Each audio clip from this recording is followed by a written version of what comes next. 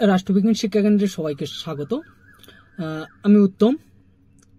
আজ আমরা আলোচনা করব এবছর যারা রাষ্ট্রবিজ্ঞান নিয়ে রবীন্দ্রভারতী বিশ্ববিদ্যালয়ের অধীনে তোমরা এমএ ফার্স্ট সেমিস্টার পরীক্ষা দেবে, তোমাদের যে পেপারগুলো রয়েছে সেই পেপারগুলোর হচ্ছে আগে CC1 এবং CC2 সাজেশন দিয়েছি।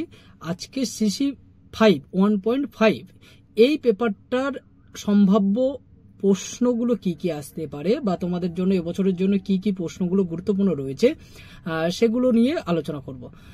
তো তার আগে তোমরা যারা এখনো আমার চ্যানেলে CC1 বা CC2 এই পেপারগুলো হচ্ছে সাজেশন দেখোনি, তোমরা দেখে নাও। আর বাকি পেপারগুলোর সাজেশনও আমি খুব তাড়াতাড়ি দিয়ে দেবো। তার জন্য যারা এখনো চ্যানেলটাকে সাবস্ক্রাইব করোনি সাবস্ক্রাইব করে দাও, তাহলে হচ্ছে সময় মতো তোমরা সাজেশন পেয়ে যাবে বা রাষ্ট্রবিজ্ঞান সংক্রান্ত যে কোনো সুযোগ সুবিধা আমার থেকে পেয়ে যাবে। তো দেখো, তোমাদের যে পেপারটা রয়েছে CC 1.5 অর্থাৎ political theory in Indian context since independence, এই যে পেপারটা রয়েছে এই পেপারে এবছরের সম্ভাব্য প্রশ্নগুলো কি কি হতে পারে সেটা দেখো। আমি প্রথম হচ্ছে তোমাদের যে 15 নম্বরের প্রশ্নগুলো আছে সেই 15 নম্বরের প্রশ্ন সম্পর্কে একটু আলোচনা করে নিই।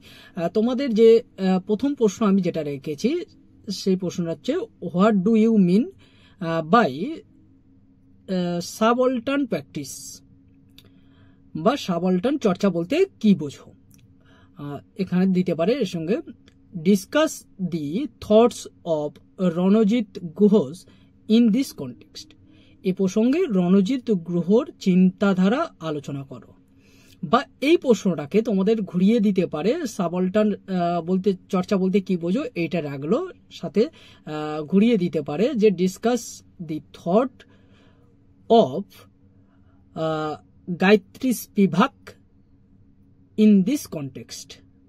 ঠিক আছে, এটা হচ্ছে প্রথম প্রশ্ন। হয় রণজিৎ গুহ থেকে দিতে পারে কিংবা গায়ত্রী স্পিভাক থেকে তোমাদের প্রশ্ন দিতে পারে। সেকেন্ড প্রশ্ন দেখো, এক্সপ্লেইন বন্দনা শিবাস অ্যাপ্রোচ টু ইকো ফেমিনিজম, অর্থাৎ পরিবেশবাদী নারীবাদ প্রসঙ্গে বন্দনা শিবার দৃষ্টিভঙ্গি ব্যাখ্যা করো। নেক্সট প্রশ্ন, analyse the characteristics and significance of the concept of multiculturalism in India. পরের প্রশ্ন তাহলে, analysis the characteristics and significance of the concept of multiculturalism in India, বা বলতে পারে বহু সংস্কৃতিবাদ, ভারতের বহু সংস্কৃতিবাদ এর ধারণাটির বৈশিষ্ট্য ও তাৎপর্য বিশ্লেষণ করো।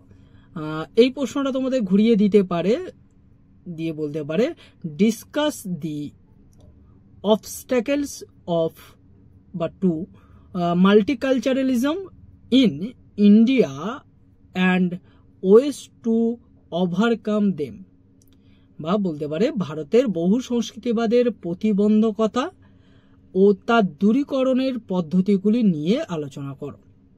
ঠিক আছে, পরের প্রশ্ন, explain how the ideal of secularism is reflected in the Indian constitution in the light to constitutional law, বা বলতে পারে ভারতীয় সংবিধানে ধর্ম নিরপেক্ষতার আদর্শ কিভাবে প্রতিফলিত হয়েছে সাংবিধানিক বিধি ব্যবস্থার আলোকে তা ব্যাখ্যা করো।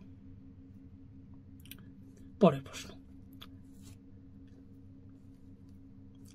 Evaluate the statesman of Ashis Nandy and T.N. Modons on secularism in India in the light of recent debates, বলতে পারে সাম্প্রতিক বিতর্কের প্রেক্ষিতে ভারতে ধর্ম নিরপেক্ষতা প্রসঙ্গে আশিস নন্দী ও টি.এন. মদনের বক্তব্যের মূল্যায়ন করো। পরের প্রশ্ন, explain the concept of development and it's relation with democracy. Explain the concept of development and it's relations with democracy.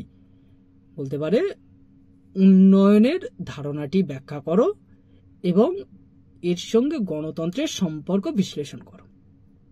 পরের প্রশ্ন, discuss various conceptions of democracy. গণতন্ত্রের বিভিন্ন ধরনের ধারণাগুলি আলোচনা করো।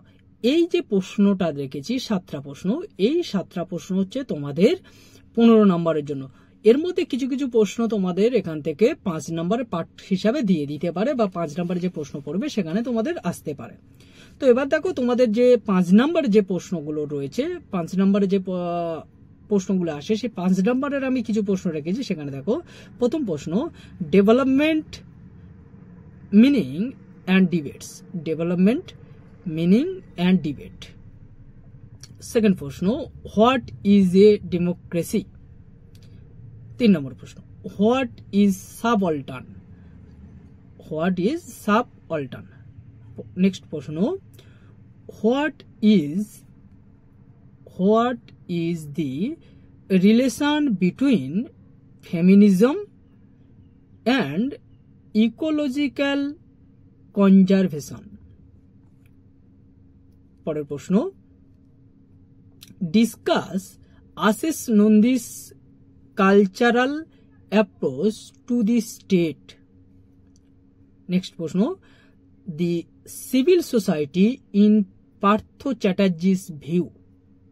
পরের প্রশ্ন, review the difficulties in implementing democracy in India.